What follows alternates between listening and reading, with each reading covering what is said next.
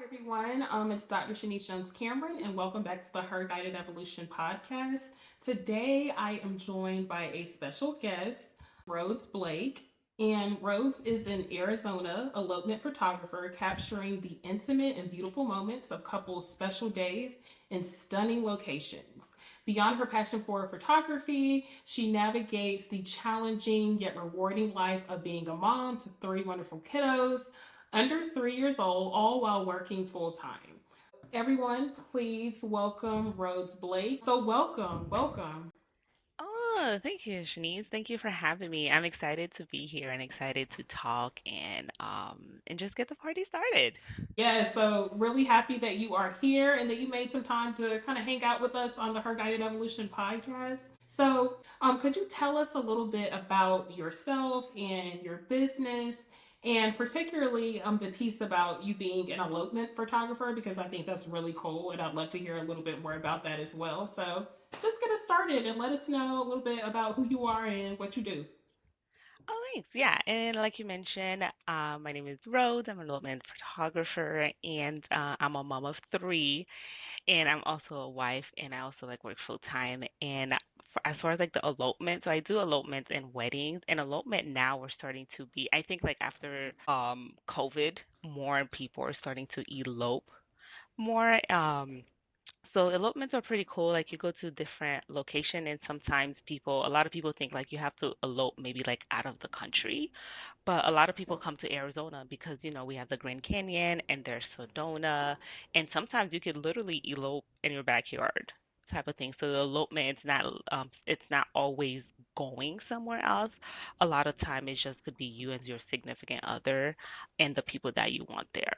Yes, that's super exciting and super cool. Could you say a little bit more about the couples that you work with and what is like the guiding idea behind them eloping versus like more the traditional, like we're planning a wedding or we're going to take a year to be engaged? And could you speak to kind of like what that's like and what are some of the like motivating factors behind that for your client? Yeah, of course. Yeah. So most of my brides are pretty laid back. And a lot of the time they start with wanting to plan a big wedding. And, big and weddings, all weddings are stressful, right? So they start with the idea of wanting to plan a wedding and wanting to invite like 100 people and stuff like that. And then while they're planning the wedding, they're realizing like, oh wow, like this is probably going to cost a lot of money, or the stress, because a lot of time when you're planning a wedding, it's not necessarily for you, it's for the people that matters in your life and the people that are coming. And then the drama and the stress and the finance of it all, and sometimes they just say, you know what, let's just elope and forget it. Let's kind of do our own thing, because you have to think about it when you're planning your wedding. Like your mom wants to have an input, grandma wants to have an input, auntie, and everybody, the bridesmaids and things like that. And most of my couples don't want to have to go through that, and they'll just rather like say, hey, me and my fiance, we're just gonna do our own thing, and there's more freedom and less stress and wanting to do your own thing. And sometimes eloping is not always less expensive, especially if you want to go to like an exotic location, but it's less stressful because you only have to worry about two people instead of 100 people. And for me, I take a lot of the stress out, take a lot of the stress for my couple, as far as like, hey, if you're eloping or even if it's a wedding, I assist with the planning. Sometimes with eloping I'll do all the planning, because sometimes it's just the couple, me, and 3 or 4 other people. So when it comes to elope, I find a location, make sure permits and all the things, so it's less stressful. And I usually tell them like, hey, all you have to do is show up, be in the moment, and then look your best, and I'll handle the rest of the things. And sometimes that to them is just kind of like, okay, I can breathe and I can enjoy the moment, because sometimes when the wedding day comes, it's like, okay, the next thing you get ready, and then something else, and then something else, and then sometimes you forget to take that moment to like take it all in. So either if they're eloping or having a wedding, I always make it a point, a time to be like, hey, like let's decompress, let's de-stress, like enjoy this moment. You work all, couple of months or even years planning your wedding. So let's enjoy it. Like live in the moment. Like let me worry, let me freak out and stress about everything else while you enjoy it. Nice. That's really interesting. I think back to my wedding years ago and the part that you mentioned about it being stressful and then everyone like wants input and then when you like kind of push back on what other people want, you're kind of like labeled a bridezilla. Yeah. So so I definitely can relate to that. And it's funny that we're having this conversation because I actually remember when I was planning my wedding, I think at one point I was like so stressed out about it and was just like, I don't know, like warring back and forth like with my parents or my mom naturally because I like to say that was our wedding, not just me and my husband's wedding. But I remember at one point I was just like, I just want to elope. I just want to elope. I don't want to do this. So it's just, it's funny and kind of cool to hear. So photography and particularly being an elopement photographer, and you said that you also do a bit of the like event planning as well. Yes. Yeah, so with that, this is obviously like a creative career and a creative business. So could you speak to or just kind of tell us a little bit about your journey toward being a photographer? Is this something that you always wanted to do? Could you tell us a little bit about your journey to entrepreneurship and particularly photography? Yeah. So, funny enough, I didn't even know people can have like a career as a photographer. 'Cause if you think about it, like growing up, I just turned 35, so like photography wasn't like being a photographer wasn't like on the little check, oh, what do you want to be when you grow up type of thing. So for me, that wasn't the idea. Like I went to school for behavioral health. So photography kind of happened by accident. One of my cousins, she was pregnant and she wanted to have like a maternity shoot. And I was just like, oh, I'll set everything up. So we did like the bubble bath, the milk bath, and I just literally had my phone and just started taking pictures. And she loved it, and it turned out decent for like a phone. Nowadays, phones take great pictures. So I kind of just love um planning and setting things up. And then my birthday like 3 years ago, and I told my husband, I was just like, I think I want a camera, and I think I want to go like down that path and kind of like figure it out and see what happens. And he always jokes saying like, wow, like you had to pick like the most expensive hobby because like cameras and stuff like they were really expensive and things like that. So it kind of just happened that way, and more started like, and I do families here and there, and more I just started getting deeper into it. And I love elopement because like I love nature and like God's beauty and creation. And I think it's just something about like just being outside that also kind of like take care of your soul in a way, and just being just you and your significant other just exploring and figuring out together, because especially if you elope somewhere like you don't know, like you both get to experience that. um you get to experience it together. It could go really good, it could go really wrong, it could be a mix of both. And that's the journey of it, and that's the experience, and those are the memories that like I want to capture. It's like when you elope or even a micro wedding or things like that, like you get to do it on your own term. Like you don't have to feel like, okay, by 5 o'clock we have to eat dinner. Like things Mm-hmm. like that. Or it's like, hey, we're on a schedule. And there's nothing wrong for the people that want to do that, because I do both. I do weddings and elopement, but there's a beauty of like not fitting in that norm and doing something that fits the both of you guys, because when you look back, you don't regret it. And if you elope, you can elope somewhere and then come back later on and have a ceremony with the people that couldn't be there or the people that you didn't invite. So it's not necessarily like missing out. It's just like doing the things that like you want to do. Because if you're gonna spend your money, like you want to do it on something that matters to you. Yes, yes. It sounds like you kind of fell into like photography to a degree. It wasn't something where you were like, okay, I'm gonna be a photographer and I'm like enjoying a camera at age 5. So it was more so like something you kind of fell into. Was this like within the last 5 years or so or No, ten it was in the years? last 3 years actually. Oh, Yeah, wow. so this month makes it 3 years that like I've been like doing my business. I mean, I used to own a bridal boutique, which is strangely enough, because now like I look back, I'm like, I think I was a photographer all along, and I just never knew it. So I used to own an online boutique where like I sell like a clothing online boutique, and I sell brides clothing and accessories and things like that. And I used to like get my cousins or close friends to put on the clothes so I could go out and take pictures. So I used to love doing that part and like setting it up and being creative and taking their pictures with my phone and then posting it online. And then when I just really started like doing photography and stuff like that, and I was just like, and I look back, I was just like, wow, I've been taking pictures all this time, but I never like knew it. So the more I got into photography, and like starting that business, I don't know, I just fell in love with it and the chaos of it all and the stress. I don't know, I just love it.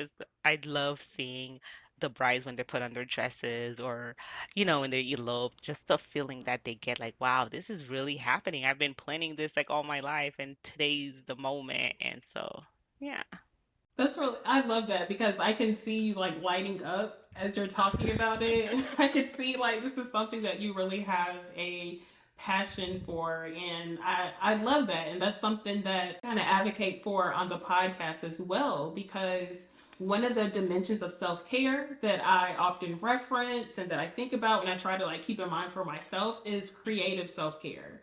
Like creativity and creative self-care is absolutely, I think, an aspect that many of us end up kind of, if not losing or dismissing. I think it's one of those aspects of self-care that a lot of us are less in tune to, because there's so much about our society and our discourses, at least here in the United States where I live, and you're of course in the United States as well. I think there's so many like discourses and conversations about being realistic if you're a creative person and doing something that is more conventional, and moving into a space and deciding just 3 years ago that, you know what, I love taking pictures and this like lights me up and makes me feel like excited.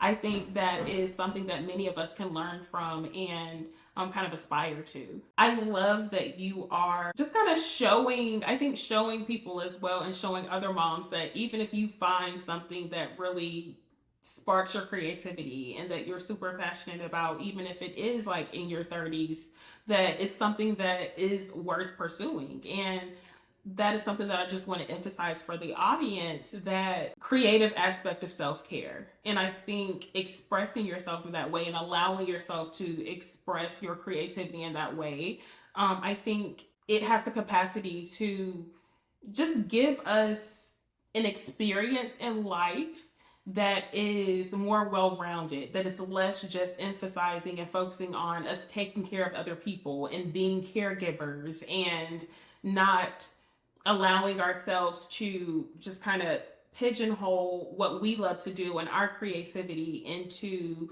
something that is optional for us to do, versus like being a wife and being a mom and going to work at your day job. Like these are things that are mandatory. So I think you discovering your love for photography and tapping into like your creative self, I think a lot of us can learn from that. So, as you are a photographer, and I think a lot of the audience at some point in time either has hired a photographer or may want to hire a photographer, be it for like family photos, or some of the audience are entrepreneurs and may have to take like quarterly headshots Yeah. or just need like images and photos for their business. So, what are some things that you wish everyone knew about hiring a photographer, like for any purpose, not just weddings, but in general? What should we keep in mind, and what is something to kind of think about going into like a photo shoot? Yeah. No, that's actually a great question, and I wish a lot of people asked that or thought about it because my thing is I want to capture the best version of you, and that necessarily doesn't have to be, I didn't say the perfect version of you. So just the best version of you, like however you are. And a lot of times always I send a questionnaire to my client, regardless if it's wedding, family session, kiddos, branding, and things like that. I send a like intensive like question, and I tell them like, hey, answer these questions, like be honest and answer them to the best of your ability, because these questions will help me when it comes to our session. So like some of the questions I ask, I'm like, hey, do you have any insecurities? As far as like if it's body or physical, or do you do PDA? If it's a couple, do you guys, what are you comfortable with doing, what you're not comfortable with doing, things like that. Because my thing is, I never want to ask my client to do something and they feel uncomfortable, because that will show through the pictures. And by the time we get to the actual session, like me and you will be besties. you because I'm not just like, hey, you booked me and then I see you 3 months later, or things like that. Like we'll have like a Zoom call or a phone call, email back and forth and things like that. So one thing that I wish everybody did or know is just like, hey, be honest with your photographer. Like, if you're self-conscious, mention that, because they don't know. Like when they see you, they're like, wow, girl, like you're beautiful. Like no, like but like if I know that you're self-conscious about like your arms, or we all have double chins or things like that, then I can position you a way to when you get the pictures, you're not like, I hate this, or like I never want to do that, because my thing is I want to serve you to the best of my ability, and when you get your pictures, I want you to see the beauty that I see, because I think a lot of times when we see pictures, we're so quick to excuse me, we're so quick to analyze ourselves, like, oh, I hate this or I hate that. Oh, I don't look good. I do it too, and I'm a photographer. Sometimes I'm like, I need to take my own advice.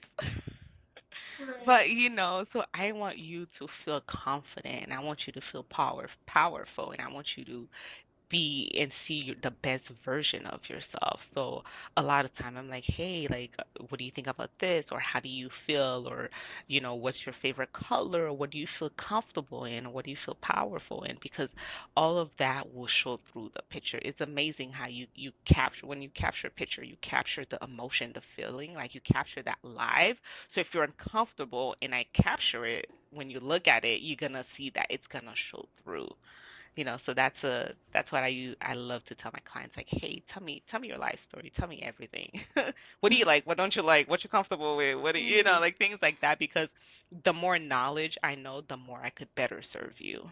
Yes, that is a pro tip. And I think it makes a lot of sense, as well as I imagine it has to be extremely helpful to tell your clients going into it, like, hey, let me know your insecurities so we can like work within that scope. It reminds me of when I was working when I was working with my photographer. Shout out to Henry Jones for being so patient with me. One of the things that I told him was like, hey, I'm one of those awkward academics. Certain ways that I may stand or position my shirt are just inevitably going to be like really awkward. So just don't feel like you can't tell me that, because like in the spirit and in the service of taking good pictures, I think having that kind of that honest third person perspective, and kind of having that rapport and that banter where a photographer can be like, girl, don't do that. Yeah. I think that can always be like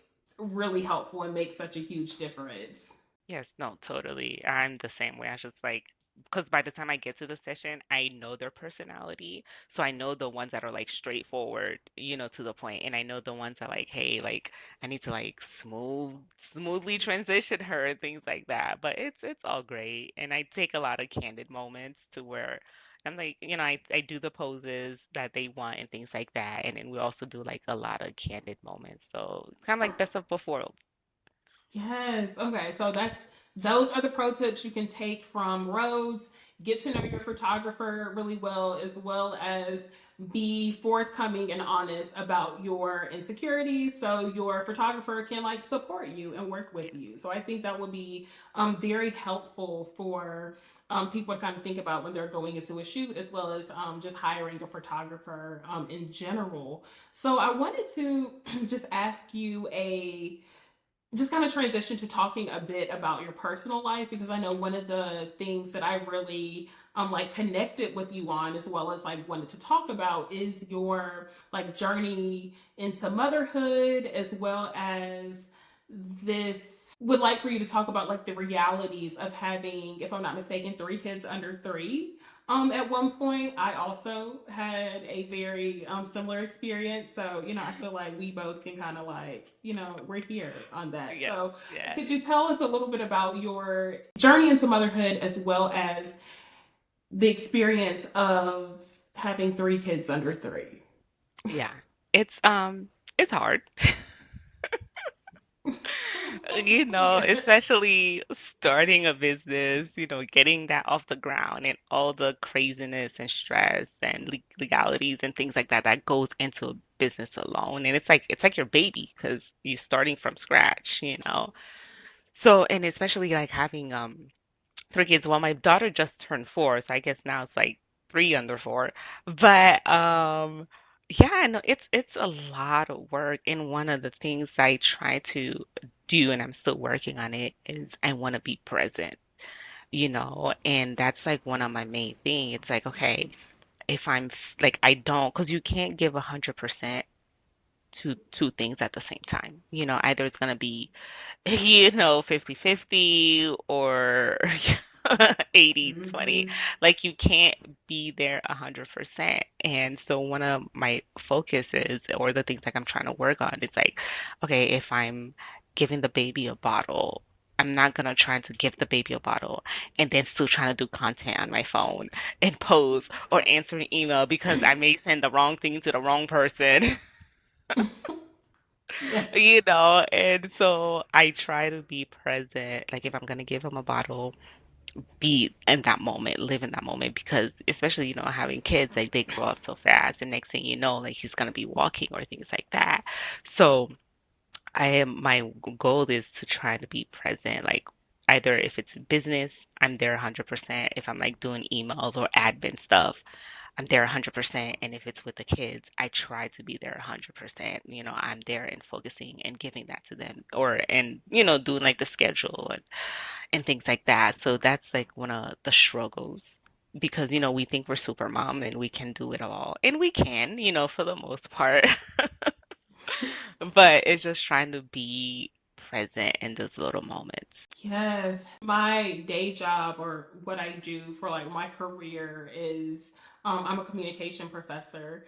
And one of the things that I also do is I'm a time management coach. And so I often kind of sit with the reality that as a mom and a professor and as someone who just has all of these things to do, particularly having kids that are so close in age, is I'm very forthcoming and I'm just like, hey, like, I have to multitask. If I don't multitask, like so many things are not getting done. But what I really appreciate about what you said is that I think it's important, even within like my recognition that as a mom of young kids and working, multitasking is just like somewhat of a reality in my life. Hmm. I think it's very important to remember that we cannot, and maybe perhaps should not, try to multitask at all times and with everything. Yeah. So as you were talking about like being present with your child, and maybe those moments where you're breastfeeding or just out for family day, I think those become like those moments where it is really important for us to be present, where we're not trying to like check an email or respond to somebody. And when you talked about like paying attention and being in the moment so you don't accidentally like send somebody the wrong thing, like I have been there. I have been there. I have been there. When I was in my PhD program, actually, I was trying to multitask, just like you were talking about. I was trying to multitask, and I was emailing one of my professors at the time, and I remember that because I didn't know the professor and didn't even really know that they were like a professor versus like a TA leading the class or something like that, I referred to that professor by their first name, or called them by their first name in the email. And anyone who is familiar with the academy or has ever been to grad school, that could be really a sticky situation when people are when they have PhDs. Understandably so. Now that I have mine, it's in that capacity, in that professional capacity, you want to make sure that you are erring on the side of caution and saying Dr. Such and Such instead of like calling them their first name. So me, like at the time, my kids were like, I don't know, probably 18 months and like 3. And I'm just sitting there trying to like pay attention to them, but also wanting to like send this email. And then I end up like kind of like proverbially like falling flat on my face and referring to the professor I was working with at the time incorrectly. So I think that is fantastic advice. You cannot multitask everything, and you don't want to. There are moments as a mom that you want to feel connected and 100% present and not feeling like you have to split your attention. So, kind of with that, can you speak to kind of like your day-to-day life and experiences being a mom with young children, because I think you said your oldest is 4, is that correct? And can you tell us the ages of your kids and then kind of tell us like the like day-to-day experience between work and family and how you kind of strike that, I hate the term balance when we're talking about work and life, which is a whole other conversation. But can you tell us how you manage everything? Okay. Yeah, no, definitely. So my oldest is 4. She just turned 4, like 2 weeks ago. And I have a 4-year-old, I have a 2-year-old, and I have a 4-month-old. So it's crazy, and they're both little happy accidents, I always want to say. All of them. But yeah, so like my day to day is I drink a lot of Starbucks caffeine and no sleep because with the newborn and stuff like that. But no, so like my day would be wake up in the morning. I'm always up early in the morning. So like when it comes to like doing like mommy breaks or like doing things like for me, it's early in the morning and late at night. So it's kind of like before they wake up and then after they I put them to bed. So my day to day will usually just look like um feed baby, and then baby takes a nap, and then I kind of have like my little like journal time, and I love to read, so like my little journal time, and like I call it my Jesus time, and just to kind of like get me grounded to start the day, because I'm like, if I start in the right foot, I'll end in the right foot, or if something start wrong, it will end bad, like things like that. So I kind of like take a moment. It's like, okay, like whatever happens, like happens. And one of the things like that I didn't learn with my first that I'm now like doing with now being a mom of 3 is that I give myself a lot of grace as far as like the mom, because I'm like, as a business owner, I'm the boss. It's kind of like I have like that boss mentality. Like I gotta handle this, I gotta do this, I gotta do that. But my kids don't need a boss; they need mommy. So I give myself a lot of grace. Like if for dinner they eat sandwiches, at least they ate. Yes. So things like that. So I try not to take especially being a new mom, because I've only been doing this for 4 years, now. So I'm still like learning and figuring out like, okay, I'm trying to keep these kids alive, and I'm trying to like Mhm. my insanity and stuff like that. So a lot of times I give myself a lot of grace, and I'm slowly understanding like it's okay like to not be okay, because I think sometimes, especially like as a mama, as entrepreneur, we think like, oh, we're the only one that's going through things, or we're the only ones that's struggling. It's like, no, like we're all struggling. It just looks different, because everybody's different. But trying to have that community. So my day to day just look like being with the kids, getting them ready, breakfast, and then go to work, and then afterwards dinner, things like that, and play with them. And then when I put them to bed at night, that's when like I either like handle like the business side, and I have like my little mommy break and things like that. So yeah, I try to Mhm. sneak in there little things that makes me happy, because I'm like, if I'm happy and healthy, they're gonna be good. So I have a full time, I have a regular 9 to 5, and then I have my business that like hopefully like will become like my full time, and then of course being a mommy. So it's a lot. So Yeah, so managing it is I have to have a schedule, and then sometimes I have to be okay when the schedule goes off the rails because with kids, Mhm. they're yeah, they're like they're in their own little world, like you in their world. Yes. Yes. There's so many nuggets there that I want to emphasize and highlight for the audience. So, like you, I also, of course, have a full time job. But of course, I have her guided evolution and coaching and all of these other things. So I can absolutely relate in having to carve out and be intentional about those times that are going to be yours and that are for you. So one of the things I can definitely relate on, and I wanted to highlight for the audience, is that you talked about that you get up early, so those early mornings and late at night, those become the times where you can devote some time to yourself. And as well as, even though you have all these things going on, like I have a full-time job, I have 3 kids, this is my life, a lot of my time is accounted for.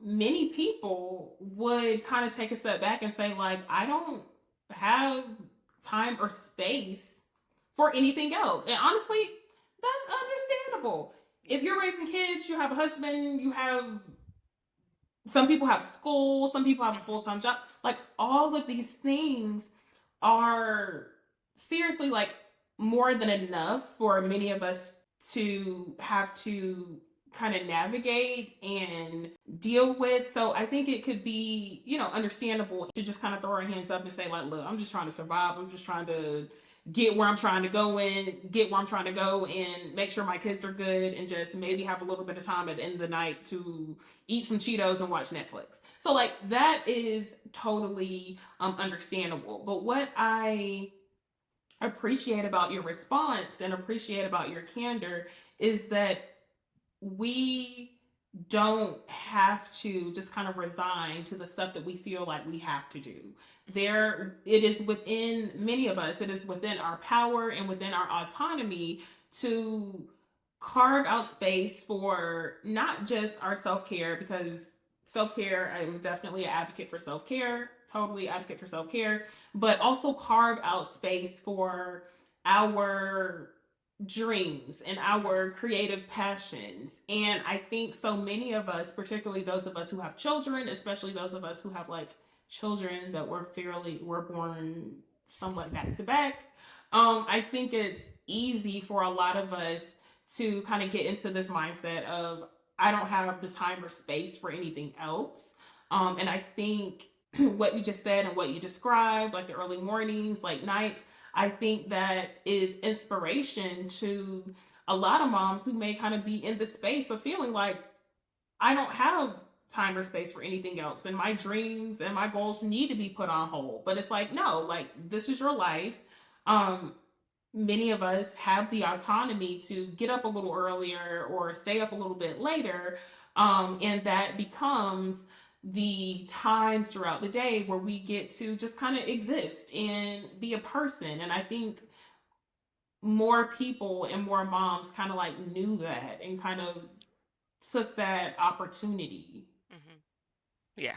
I mean, and I completely understand. And sometimes too, I feel like we also have to understand like there's seasons. Maybe like you can't do that right now. Like for example, like when I had my baby in January, from January to where wow we're in June. Yeah. From like January to May, I slowed down in my business. I wasn't doing a lot of weddings. I wasn't traveling a lot, like I kind of like slowed down because I have a newborn. So I also have to understand, like, you have to know your capacity, like, what you can and cannot do. Like, where's your breaking point? And I think a lot of time it's like we can because, as women, like, we think, we can do it all. And we put so much on our plate, and then that plate breaks, and then we blame it. Oh, I have to wait, until the kids are older, stuff like that. It's like, no, like, you just added too much. Like, you physically can't. So I think a lot of time it's like, understanding, knowing yourself well enough to say like, okay, I can't. you know. And if especially if you want to, like, I started my business late, like in my 30s, and it's understanding, and especially like having little kids or having a full-time job or husband, or and I also take care of my mom, like she lives with me, or taking care of a family member, is knowing like, okay, Monday Monday's all business, and then make it to where like you don't go back on that. Be like, hey, whatever happens, Monday's the day that I'm doing ABC. Like have those days and have that schedule and stick to it. And then you realize if you spread everything out throughout the week, we have more than enough time. I always joke around, just like, if God felt like we needed 30 hours in one day, he would have given us 30 hours. That's me for. Sometimes I'm like, I wish it was 30 because I got so much stuff to do. But, it's just realizing, like, hey, like, you have more than enough time. Now, how you handle that time is, makes a big difference. And one of, like, my favorite, like, Bible verses, in the Bible, it talks about, like, do not worry about the things for tomorrow because tomorrow has its own worries. So it's Yes. like, today is all I have because tomorrow I may be gone. So I'm not gonna stress about like I'm not gonna stress about next week or whatever in the future because tomorrow's gonna have its own worries. Like every day is gonna have its own troubles, own hurdles, issues, stress. So like today, let me just be present. Let me handle what I have to handle today, and when tomorrow comes, I will take that on, especially for me, like having three kids under three. Like I have to have that mindset. It's like, hey, listen, today, that's it. If you eat mac and cheese or if you just Yes. have a big like donuts for breakfast, that's a win. That's I will take it and we will Yes. roll with it. Yes, I So can that's pretty much definitely my relate. breakfast: donuts and Starbucks. we're doing the best we can. Yes. So I We doing it. did Yes, they eat? That's the yes, main question and like where yes. the bar should be. Tomorrow I'll try oatmeal, but today we're Uh, doing the bagel, the yes. donuts. Yes.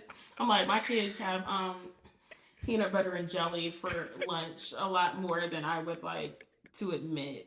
Same here. So definitely no judgment there because we just doing the best we can, and I appreciate as well as this is something that I try to emphasize as well for moms and for women to give ourselves grace. Mhm. Give ourselves grace. Like as a time management coach, I often talk about the need for us to structure our free time. And because I think that's those pockets of free time that we may just kind of spend like scrolling through Instagram or scrolling through Mhm. Facebook or watching TikTok videos. I feel like those become those little pockets and aspects of time that if we structure them in a way that's going to be like beneficial to us as like a holistic like being in Yeah. person, I think that can make a huge difference. And as well as the giving yourself grace part, it's just like recognizing that, okay, if something unexpected happens, like today, like just kind of a little bit of like background for everyone. Rhodes was so generous today because my one of my twins, my daughter, needed to be picked up from school because she was sick, and so I'm recognizing like that's something that's like, unexpected, that I'm attending to. So if I don't get to that last item on my to-do list today, that isn't like It's not it the end isn't of a the good world. idea to start like proverbially like beating myself up and saying like, Yeah. oh well, I should have did this and da da da da. Like no, it's like grace. And I think that's really important for us to kind of think about, as well as something that I really fundamentally believe can improve our quality of life. Yeah. We can't control like the random stuff that's happening, or can't necessarily control wanting to do everything possible in a day all the time, but what we can control is how we think about and experience things. And so, coming from a place where we are recognizing like we deserve grace, we're doing the best we can, we got kids and all these other things to do, like Some days things are just not going to get done. Some days the dishes are going to pile up. Some days, as you said, the kids are going to have donuts for breakfast, maybe ice cream, or, peanut butter and jelly every day for lunch, taking it to school. And that's okay. That is sufficient. Yeah. When you can do more, then do more. When you can't, then you just can't. And ultimately, this is not going to matter in like a year or two or five.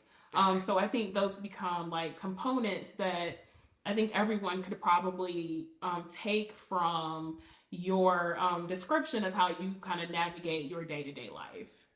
Yeah. No, definitely. And I think like just for my insanity, with like having like full-time job and it's like, everybody needs something from you. Like your 9 to 5, your job, like your Yes. manager needs you to do this, and having a business, your client needs you to do that.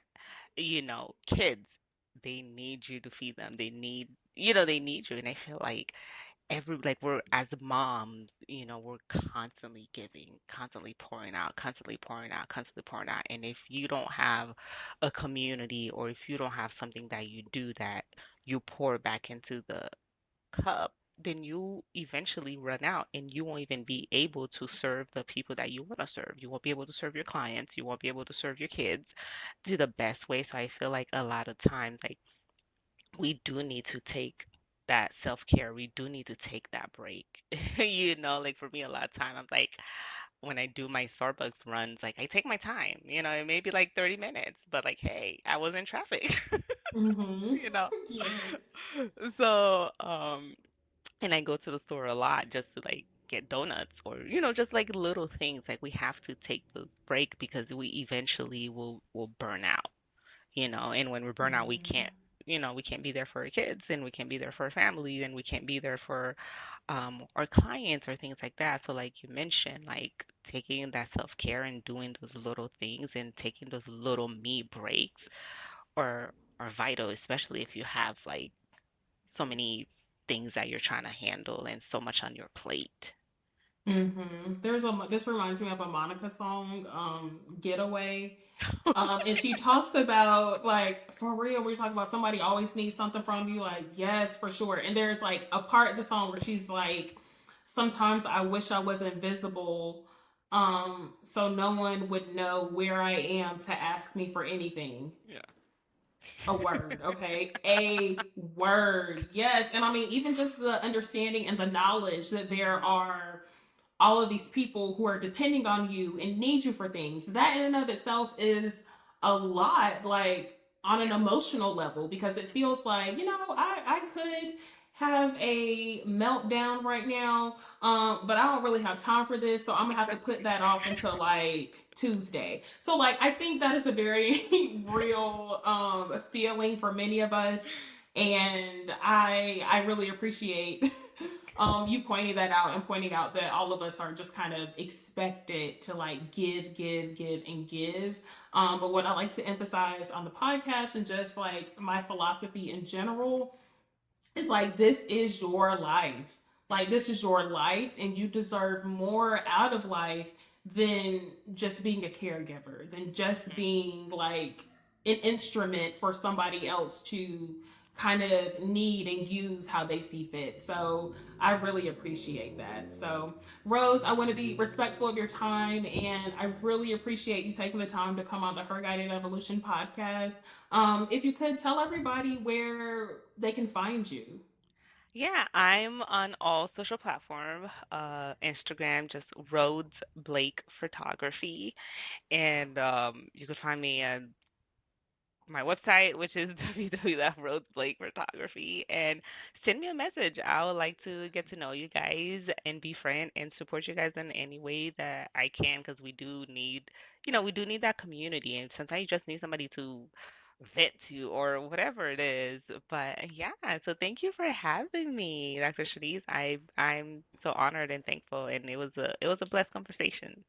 Oh, for sure. Perfect. Yes. Thank you so much, Rhodes. And of course, if you are listening to the audio version of the podcast, go to the show notes and I'll have all of Rhodes' social media and links in the show notes. If you are watching on YouTube, just check the description box. I will also have all of Rhodes' information in the description box as well. So thank you so much, Rhodes. This was an amazing conversation, and I relate to you so much. And I really appreciate you taking the time to come hang out with us today on the Her Guided Evolution podcast. Thank you so much for having me. Thank you so much. Thank you.